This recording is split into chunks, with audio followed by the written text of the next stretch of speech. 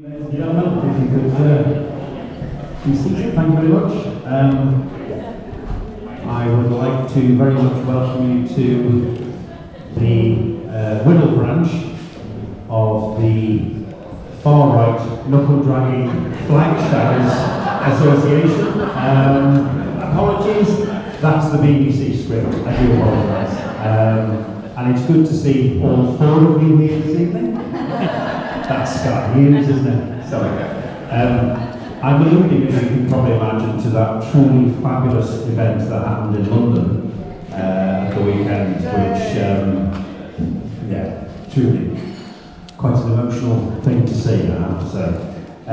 You will see that we have our own flags this evening, and this particular flag, you might be surprised to learn, is from Keir Starmer's office. And you know that obviously we have it because when the cameras aren't on, he has no need for it. And it is fair to say that the reason why I know that it has been handled by the far left is it's got that slight smell of lentil and BO that you come to expect from that. I'm going to don't quote me, Ken, in your podcast. Okay. So, first of all, thank you very much for coming. I appreciate you have other things to do, such as watching football, lots of football. What else have you got to do? That's right, you could save your country, and that's why we're here. And you're probably thinking to yourself, and I had a conversation last week with somebody who said she wouldn't be voting in for because she didn't particularly like Nigel Farage. And my argument to her was, I don't care whether you like Nigel Farage or not, but if you love your country, you'll vote Reform. Because it's as simple as that, isn't it really? We are on a precipice, not to use hyperbole, but we are very much at the end of the road for this great country if we continue with what we've currently got. We had 14 years of the Conservative Party who, what did they do? No, I don't know what they did. Get the wall, get things delivered, get out there, get seen. And then what we will do is when we know we've got council elections, that's when the team will be appointing individuals for certain wards. So please don't think we're going to put you in one ward and that's where you're going to be. You may have to go elsewhere. Is that all right? If you don't want to be a councillor, but you still want to be involved, we always need people to help deliver leaflets. Yeah?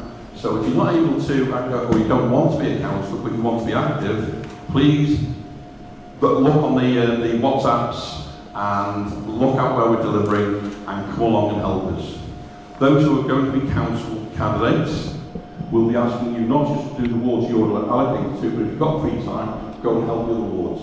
Because it is a team effort, it is not individuals. So we're going to work as a team, people in assigned areas, but we will be working as a team. Is that alright? Anyone got any questions about what we're doing so far? So we've delivered, I think it's about 15,000 leaflets so far, which is great. We haven't had any real negative. We've had the odd few saying, yeah, you can have your leaflet back. But if you were on the campaign trail for the Conservatives, you would have been told where to go very polite, not very politely by a number of. So I think we're positive. We're going to be out there, we're going to be doing it, and we're getting lots of support. And we've been all over the place.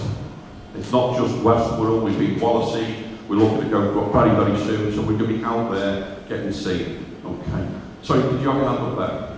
Yeah, just what does the flyer say at the moment? Because obviously it's not specific to the council. No, there isn't. So when we do have any specific issues, we will have the issues. We've just got a generic one at the moment, but as we go along, once we get some funding, because these cost pennies, or pounds more likely, so we need to get the pounds in to actually pay for these leaflets. Once we know people are in certain areas, once they've been assigned areas, you'll become what we call an activist. So if you're assigned Rock Ferry and you're an activist in Rock Ferry, your picture will be out there, your name will be out there on the leaflet for those in Rock Ferry. and wherever you're going to be assigned. So then you'll be known as an activist because you're not candidating until there's an actual election. But if you're known as an activist, the other parties know exactly what's coming. Okay? So when we've got some pennies, and we're able to produce documents and more leaflets, and also if we're able to get any elections in between now and 27, we'll be using those, and it will be specific to those wards. So please, great to see you all here. It'll be great to see you all when we deliver leaflets as well. And you're not asked to do loads, probably about 150, 200 leaflets, and we're not asking you to knock on doors, we just want to put it through the door and carry on. Okay, so if you're happy to do that, I'll chat with you later and we'll go from there. Thank you.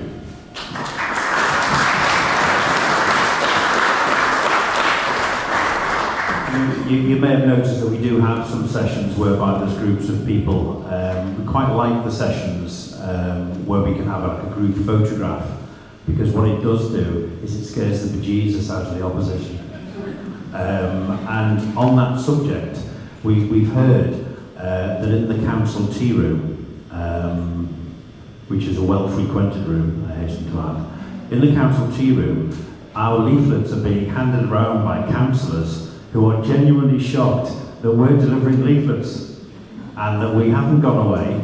And in fact, we have been, and Mike's obviously got more up-to-date information, but we've been Pensby, Thingwall, Barnston, West Kirby, Thurston, Morton West, and Southall Massey, and there's others definitely are coming up. So if you can make it, and we're not asking you to do a lot, unlike the Conservative Party used to, even if you feel you can only deliver in your local area where you live, you know, a couple of roads, that would be greatly appreciated. So what we're going to do for the actual candidates is, once the election is called, and you can't be, as Mike said, you can't be a candidate until the election is called, we will then be doing a lot of work to support those candidates. They'll have their own dedicated leaflets with their own issues on, because the issues in Morton West will be totally different from those issues in Rockferry or Bromborough, well, it won't be Bromborough, Bedford. And so as a result, we are determined to support the candidates. So it won't be a case of, you're a candidate now, off you go. We're going to do a lot of training sessions with you to support each and every candidate to know exactly what it is that's expected of you. Because it can be daunting, let's not kid ourselves, to be a councillor candidate. We are going to set up a very, possibly in Hoylake, a training session for all the councillors, so they know exactly what it is that they're expected to do, answer all of their questions and concerns, and effectively tell them how the council works or doesn't work, as the case may be. So anybody who's feeling the urge and the itch to be a councillor, we will not allow you to go it alone. We will be supporting you. Mike was a councillor, I was a councillor, and Les was a councillor, and there are other people in the room who've done campaigning before. So fear not, we will support you every step of the way, because surprise, surprise, we want you to be successful. So what we've been doing recently is we've been building quite a bit with Ken Ferguson doing an awful lot of work on social media, and we've currently got a really active Facebook page, an X account, Instagram, the WhatsApp is on. I don't think we need to sugarcoat it. There is corruption going on, both in the supplier market and in Whittle Council itself. And we are looking at some of the suppliers that are getting an awful lot of money off Whittle Council. So effectively, you're paying your council tax, and it's literally going out the door. So 25%, as Les says, is going to their pension scheme, ka-ching, very nice tip, and a significant amount is going on suppliers who may not have gone through a process. I think I'll say no more than that. I'm sure you can fill in the gaps. And so, James, if you want to stand up. James has just arrived. Yeah. He has got a watch. He has got a watch. It just doesn't work. As a result, As a result, James is one of the brightest people I've met. He is involved with our Doge team, and he's got a brain the size of a planet.